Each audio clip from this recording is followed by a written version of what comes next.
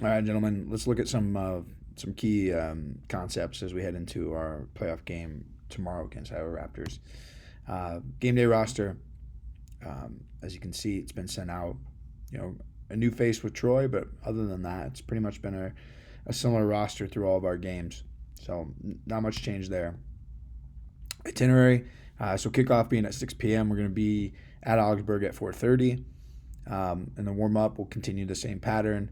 Back in the locker room by 5:45. There's a good chance that we won't have a locker room, so we'll be able to dress in the hallway, similar to what we've done before in the past. But same concept. We'll come back in, reset before we walk out, and get ready to start the match. Objectives. Looking at first of all out of possession, really being good to anticipate and dominate the transitional moment, making sure that if we're really good in that first few seconds to step forward and press and regain, we don't have to do as much running back and recovery and work. They're also a good team in possession, so it'd be nice for us to try to press early, get the ball back in possession, and not give them time to organize. Collective focus on regaining that shape. So if they are able to build enough passes to get into their attacking organization, we need to be able to get ourselves organized and prepared to shut down the space centrally. Same as always, wing backs must be willing to jump. So, they may play with a 4-4-2 diamond. They may play with a 3-5-2. Obviously, if they do play with wing backs, our wing backs will be able to jump and press them and match them. And then finally, strikers, your willingness to defend is a big part of our success out of possession, and we'll look at some stuff. In possession, constant movement, keep threatening their back line, especially if they do play with a back three. We're trying to get into those gaps behind the wing backs and really make that back three cover the width of the field.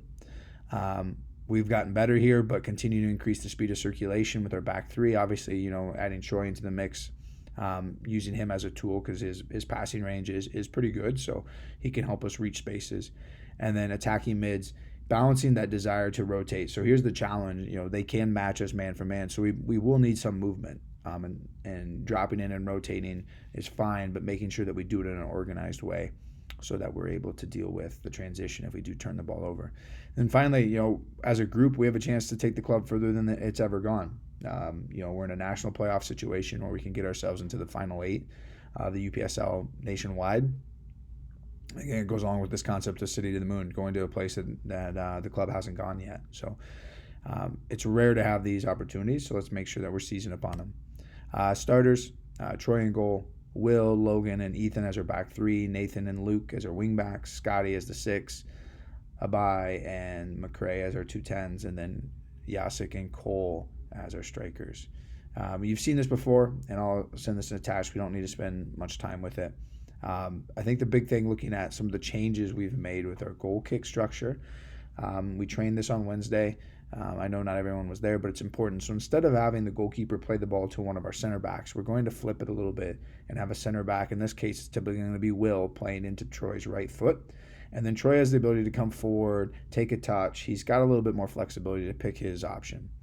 The next piece of that change is Scotty and Logan will both drop to about the top of the box. And we're really looking to create that 2v1 against the opposition's 10. Because other places in the midfield, they're man for man. So their wing backs can be in our wing backs. Their holders can be in our 10s. So we need to create a +1 in that midfield. And so having Logan and Scotty from the start act as that 2v1 in the middle there will help. Now, obviously, if they don't press and they drop in and they take that away, our center backs are free to make decisions and also, progress the game. I also noted the space in behind their wingback or striker. So from the start, if they squeeze the game really high, Troy and center backs and other players have full go to hit the space. Can we get our wingbacks threatening in behind? Can we get one of our strikers running inside out into that space behind their wingback? Looking to get a little bit more at their shape. So if they do come in there 5-3-2 defensively, and even in their play out, a couple good things to note. We will have that 3v2 in the back. So if we're on the ball, and you look how I included Scotty in that, which really creates a 4v2. So that little 4v2 rondo is there for us to play around their two pressing strikers. We have the advantage in the back with our three. It's just that patience to find that right player who can carry forward out of that back three.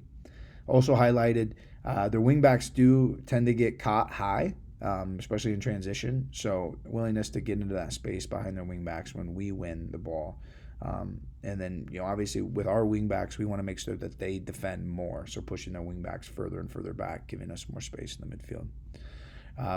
Just a reminder of good shape when the ball is central against the 5-3-2. We still want our personal wingbacks to stay connected to that group of 5, but be ready to jump out if the ball gets circulated to their wingbacks.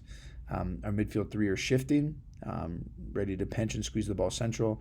And then, as I've noted, a striker has to come back in and help with one of their holders. So they've been playing with 2 holders, and as that line of 3 stays connected, we want to be able to allow our attacking mid and our striker to pinch back onto the holders and kind of create that 2v1 there. So again, it's the striker that's most available can come back in and help. And then another example of a similar concept with when the ball is wide and they're 3-5-2, what do we look like? Our wingback has jumped and pressed their wingback.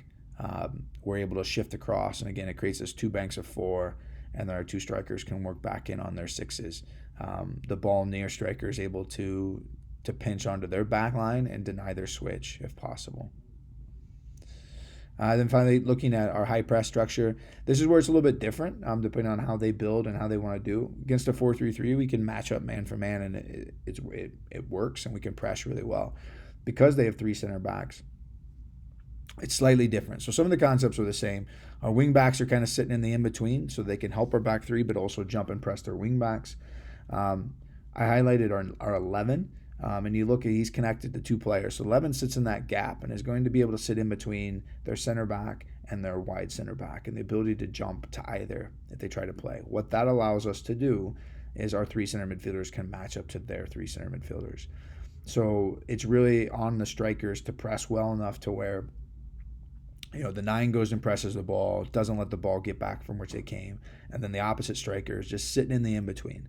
So you're coaxing a pass to one of those players so that you can then start the press, and we shift on. So it's going to take a little bit more nuance from our strikers to read the game and know what gaps to sit in. But 11, the image gives a good example of 11 sitting in between players, waiting for that ball to be played, and then they can really run and press the ball. Corners, nothing's changed from the beginning. Making sure that we're aware if they play short, they've got the type of players that want to put the ball down, play quickly from a set piece or from a corner. So let's make sure we're aware of that. Our attacking corners have gotten better. Service has been inconsistent, so we really need to make sure we get a ball whipped in that beats the first player but doesn't beat the entire team. And I think that's we're looking for that service to be consistent so that we do have some size as we carry those center backs forward to attack the ball, so making sure that we do take advantage of it. And this is the same thing. We want that ball on our defensive corner. The ball side striker is able to shift to the side where the corner is taken, so we have a quick release and we can break. And we are good on the counter, so being consistent with this will be important. And then finally, we've done this really more from a defensive perspective. When we're looking to see out a game, we'll drop into this shape really just to solidify things. So instead of having 3 to chase the width, we've got the 4 that can shift across. So know that that's always going to be an option, especially with our personnel and the strength that we have coming in off the bench.